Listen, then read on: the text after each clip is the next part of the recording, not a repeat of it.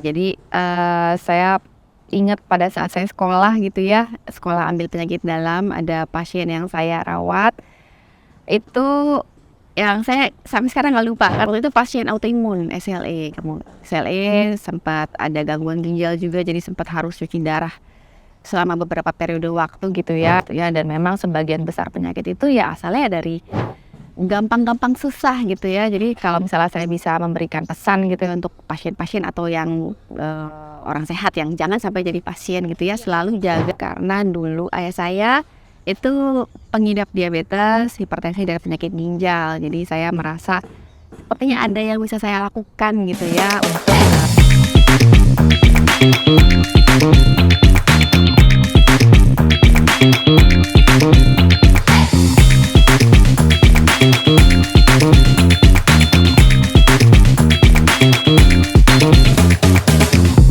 Jadi nama saya Nur Ainun, saya dokter spesialis penyakit dalam yang berpraktek di RSIA Bina Medika.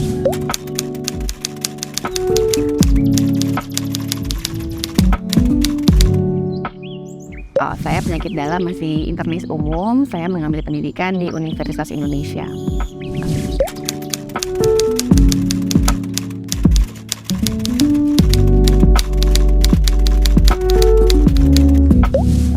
Jadi sebenarnya penyakit dalam itu ada 12 subspesialisasi ya.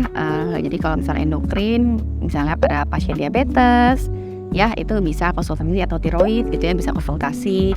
Lalu bisa juga hipertensi, penyakit ginjal, penyakit liver, penyakit paru, penyakit jantung, itu bisa konsultasi ke internis.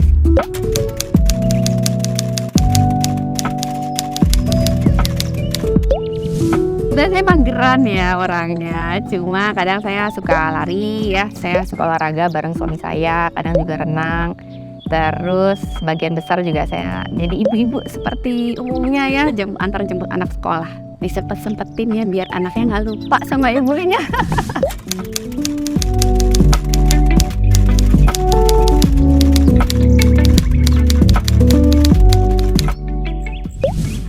Protes dia, jadi kalau saya tanya mau jadi apa, nggak pernah mau jawab jadi dokter ya, dia bilangnya mau jadi arsitek. Dibilang kenapa, karena jadi dokter capek katanya, dia bilang kerjanya jauh. Baiklah, pasrah hanya saya.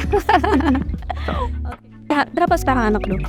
Anak 2, yang pertama umur 7 tahun, anak laki-laki, yang kedua baru 6 tahun kemarin, umur setahun. Oh, ternyata masih punya baby. Masih punya baby. Biasanya kalau anak lagi kangen sama dokter nih, suka nggak gangguin nggak sih kalau misalkan dokter lagi praktek? Tiba-tiba sakit atau minta sama mama. Iya, dia itu jadi kan ada tab untuk dia belajar gitu ya. Jadi dia sekarang suka muncul panggilan Skype gitu ini. Mama kapan pulang ya? Atau mama aku mau ini gitu ya. Kadang suka ada panggilan-panggilan yang oke, ini anak saya. Panggilan penting gini harus diangkat.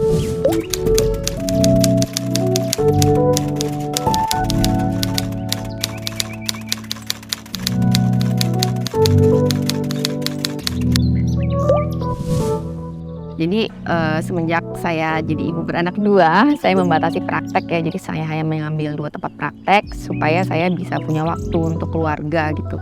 Jadi memang sengaja saya praktek pagi dan malam, ketika siang harinya saya masih bisa membersamai anak ya, entah dia kegiatan les atau jemput sekolah gitu.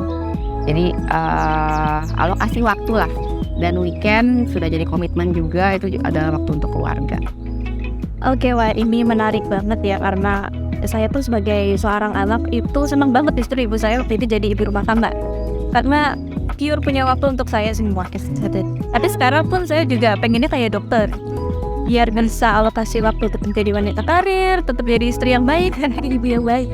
Ya, jadi memang harus ada kompromi gitu ya. Jadi saya juga tidak mau melepaskan profesi saya sebagai dokter. Saya juga mau anak saya punya memori tentang ibunya gitu ya, nggak cuma ibunya pergi pagi pulang malam gitu. Jadi ya ada kompromi lah yang harus diambil. Ya inilah cara saya untuk membagi waktu.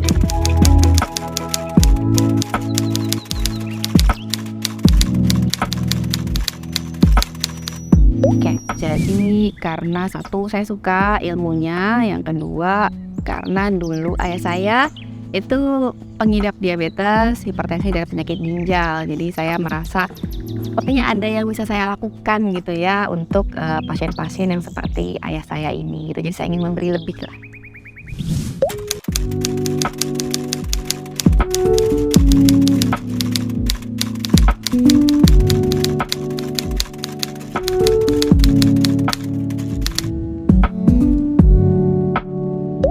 Jadi saya ingat pada saat saya sekolah gitu ya, sekolah ambil penyakit dalam, ada pasien yang saya rawat. Itu yang saya sampai sekarang nggak lupa karena dia waktu itu ngasih hadiah Quran. Masya Allah, dan itu masih saya simpan sampai sekarang gitu. Jadi bentuk apresiasi dari pasien tapi bisa memberikan manfaat juga buat saya gitu. Jadi itu sih saya nggak akan lupa. Tapi anyway, waktu itu pasien apa dong? Waktu itu pasien autoimun SLE, SLE sempat ada gangguan ginjal juga, jadi sempat harus cuci darah selama beberapa periode waktu gitu ya, dan alhamdulillah selama perawatan membaik gitu sampai akhirnya lupusnya terkontrol, sudah tidak perlu cuci darah lagi begitu. Masya Allah, keren banget ya dok. Ini aku juga dengarnya speechless sih sebenarnya. Ya berkat bimbingan dari senior saya waktu itu ya, karena aku sedang masa pendidikan, juga kerjasama dari pasien yang tetap menjalani gitu ya prosedur yang kita sarankan walaupun memang tidak nyaman bagi pasien gitu. Tapi saya rasa itu sih sebenarnya hubungan dokter sama pasien yang harus dijaga. Kita menyarankan sesuatu ke pasien, menyarankan dengan cara yang baik, pasien pun akan dengan senang hati gitu ya kalau kita sudah edukasi yang baik, menerangkan ke pasien gitu ya, ini kira-kira prosedurnya seperti apa, efek sampingnya seperti apa, manfaat yang akan didapat, ketidaknyamanan yang mungkin timbul gitu. Kalau misalnya pasien dan dokter itu udah klik gitu ya, insya Allah outcome-nya baik. Oke, ada nggak dok pesan yang mau disampaikan untuk pasien-pasien dokter di luar? Oke, jadi sebenarnya tidak terlalu rumit gitu ya untuk menjaga pola hidup sehat, karena balik lagi semua tuh balik ke diet dan olahraga gitu ya. Dan memang sebagian besar penyakit itu ya asalnya dari pola hidup gitu. Jadi apapun sakitnya tetap terapi nomor 1 dan terapi nomor 2 itu adalah diet dan olahraga. Kami dokter itu sebenarnya masuk ke nomor 3. Di terapi obat itu sebenarnya belakangan gitu. Jadi gampang-gampang susah gitu ya. Jadi kalau misalnya saya bisa memberikan pesan gitu ya untuk pasien-pasien atau yang orang sehat yang jangan sampai jadi pasien gitu ya, selalu jaga diet dan olahraga ya. Itu aja sih sebenarnya, tidak ada resep khusus, obat ajaib, makanan ajaib, tidak ada ya. Jadi penting untuk jaga diet dan olahraga sedari dini sehingga penyakit pun tidak muncul. Lagi-lagi komitmen dengan diri sendiri. Betul, kalau ingin sehat. Oke, terima kasih banyak dokter Ida. Sama-sama.